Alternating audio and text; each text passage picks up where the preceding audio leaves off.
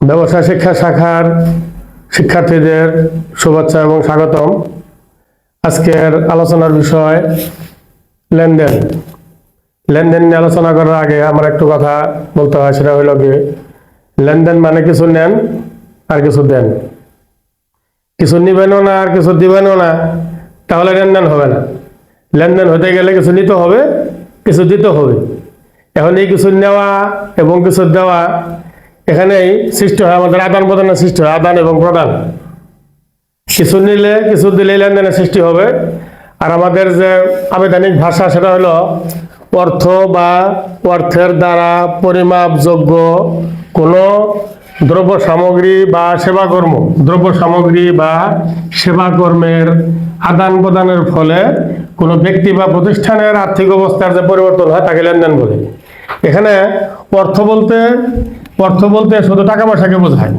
অর্থ বলতে টাকা পয়সাকে বোঝায় যে একজন যদি আমাদের কাছে টাকা পায়, সেই লোককে যদি আমরা টাকা দিয়ে দেই, তাহলে আমাদের কাছ থেকে টাকা কমে যাবে এবং যাকে আমরা টাকা দিব তার কাছে টাকা বাড়বে। তাহলে এই টাকা আদান প্রদানের ফলে একজনের আর্থিক অবস্থার পরিবর্তন, দুজনের আর্থিক অবস্থার পরিবর্তন হয়, একজনের বৃদ্ধি পায় আর একজনের হ্রাস পায়। সেমভাবে যদি কোনো অর্থের দ্বারা পরিমাপযোগ্য কোনো দ্রব্য সামগ্রী হয়, দ্রব্য সামগ্রী বলতে বোঝায় যাহার মধ্যে মানুষের অভাব পূরণ করার কোনো ক্ষমতা আছে, সেটাকে বলা হয় দ্রব্য সামগ্রী। আর অর্থের দ্বারা পরিমাপযোগ্য বোঝায় যে যে জিনিস কিনতে গেলে টাকা লাগে বা বিক্রি করতে গেলে টাকা হয়, সেটার নামই হলো অর্থের দ্বারা পরিমাপযোগ্য। অর্থাৎ অর্থের দ্বারা পরিমাপযোগ্য বলতে বোঝায় যে জিনিসের দাম আছে, সেই জিনিসের যদি আদান প্রদান হয় এবং আদান প্রদান হওয়ার পরে যদি কোনো ব্যক্তি বা প্রতিষ্ঠানের আর্থিক অবস্থার পরিবর্তন হয়, সেখানেও লেনদেন হবে। এখন দ্রব্য সামগ্রী বলতে কাগজ কলম খাতাকেও বোঝায়। এখন যদি একটা কলম আমরা কোনো দোকান থেকে ক্রয় করি, তাহলে কলম ক্রয় করলে কলমের আদান প্রদান হয়েছে, কলম হলে একটা দ্রব্য সামগ্রী। কলমের আদান প্রদান হয়েছে বলতে কলমটা আমি নিচ্ছি, দোকানদার আমাকে কলমটা দিচ্ছে। এখন এর পরবর্তীতে এই কলমের আদান প্রদান হওয়ার পরে আমি দোকানদারকে টাকা দিব, তাহলে দোকানদারের টাকা বাড়বে, আমার টাকা কমবে। অর্থাৎ দোকানদারের আর্থিক অবস্থার পরিমাণ বৃদ্ধি পাবে, আমার আর্থিক অবস্থার পরিমাণ হ্রাস পাবে। এই যে আর্থিক অবস্থার পরিমাণের হ্রাস এবং বৃদ্ধি, সেটাকে বলা হয় লেনদেন। তাহলে কি হলো, একটা দ্রব্য সামগ্রী, একটা কলম হতে পারে, খাতা হতে পারে, তাহলে একটা দ্রব্য সামগ্রী আদান প্রদানের পরে যদি আর্থিক অবস্থার পরিবর্তন হয়, সেটাও হবে একটা লেনদেন। আর একটা হলো গিয়ে আমাদের সেবাকর্ম বলতে অর্থের দ্বারা পরিমাপযোগ্য সেবাকর্ম বলতে বোঝায় যেমন কিছু সেবাদানকারী প্রতিষ্ঠান আছে, যেমন পরিবহন ব্যবস্থা, সিএনজিওয়ালা, রিক্সাওয়ালা, অটোওয়ালা, রেলওয়ে কোম্পানি, বিমান কোম্পানি, এ ধরনের কোম্পানিকে বলা হয় সেবাদানকারী প্রতিষ্ঠান, হাসপাতাল, এগুলা। তাহলে এখন আমি যদি রিক্সা দিয়ে এক জায়গা থেকে অন্য জায়গায় যাই, এক জায়গা থেকে অন্য জায়গায় যাওয়ার পরে আমি রিক্সাওয়ালাকে টাকা বের করে দিতে পারি, ভাড়া বাবদ রিক্সাওয়ালাকে টাকা দিতে পারি। রিক্সাওয়ালা সেই টাকাটা পকেটে রাখলো বা তার কাছে রেখে দিল, কিন্তু রিক্সাওয়ালা আমাকে যেটা দিল সেটাই কিন্তু আমার রাখার কোনো জায়গা নেই, বা আমি সেটা ধরতেও পারতেছি না, আমি সেটা দেখতেও পারতেছি না যে রিক্সাওয়ালা বা সিএনজিওয়ালা আমাকে কি দিল।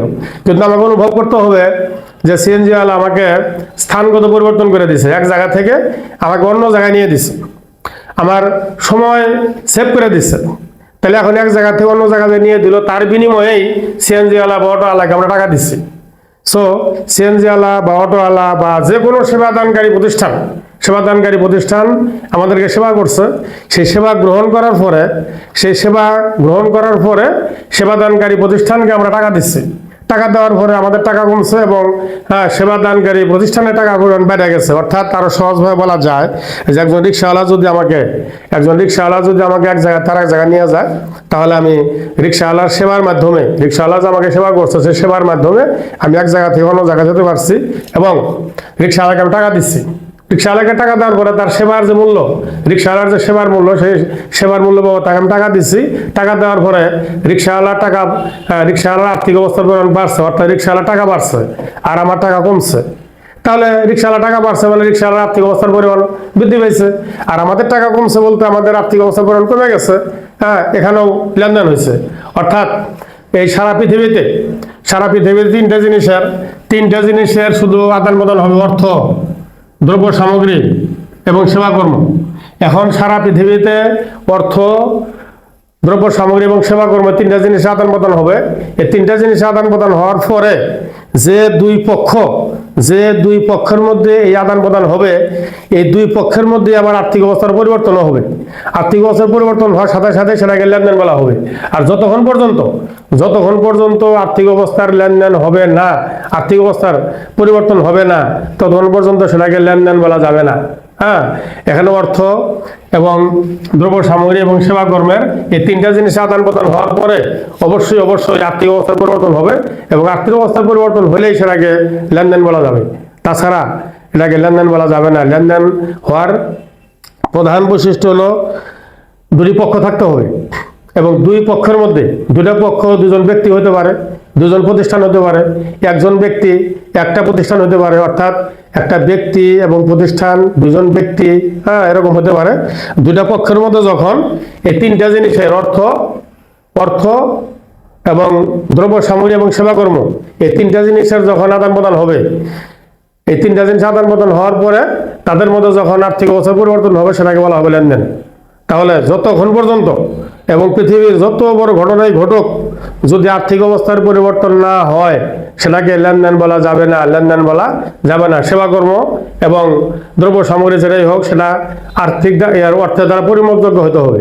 অর্থের দ্বারা পরিমাপযোগ্য কোনো দ্রব্য সামগ্রী বা সেবাকর্ম এবং টাকা পয়সা অর্থাৎ অর্থ, এই তিনটা জিনিসের আদান প্রদান হওয়ার পরে যদি দুটা পক্ষের মধ্যে একটা প্রতিষ্ঠান একটা ব্যক্তি বা দুটা ব্যক্তি, এরকম দুটা পক্ষের মধ্যে যখন আর্থিক অবস্থার পরিবর্তন হবে, আর্থিক অবস্থার পরিবর্তন বলতে বোঝায় একজনের টাকা বাড়বে একজনের টাকা কমবে। আর্থিক অবস্থার পরিবর্তন বলতে শুধু টাকা বাড়বে এরকম না, টাকা বাড়তেও পারে টাকা কমতেও পারে। দুটা পক্ষের মধ্যে যখন আর্থিক অবস্থার পরিবর্তন হবে, অর্থাৎ টাকা বাড়বে কমবে, সেটাকে লেনদেন বলা যাবে। আর্থিক অবস্থার পরিবর্তন না হওয়া পর্যন্ত সেটাকে লেনদেন বলা যাবে না। ধন্যবাদ।